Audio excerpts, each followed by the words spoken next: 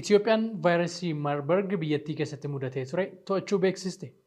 Ofii vaayirasiin kun biyya kana keessatti erga mudateen as namoota hagam qabee namoota hagamtu qorannoon taasifameef akkasumas immoo namoota meeqatu lubbuudhaan darbe kan jedhu ilaalla.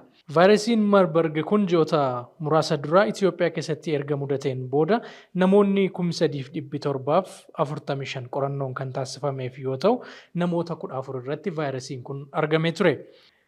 Namoota 14 vaayirasiin kun irratti argame keessaa namoonni 9 lubbuun yoo darban namoonni 5 dhukkuba kanarraa fayyuu danda'anii jiru. Vaayirasiin Marburg kanarraa guutummaan guutuutti Itoophiyaan bilisa ta'uu guyyaa har'aa kan beeksifame yoo ta'u, waltajjiin hoggansa deebii balaa tasaa fayyaa hawaasa Itoophiyaa fi labsiin to'annoo dhukkuba vaayirasii Marburg guyyaa har'aa gaggeeffamee jira.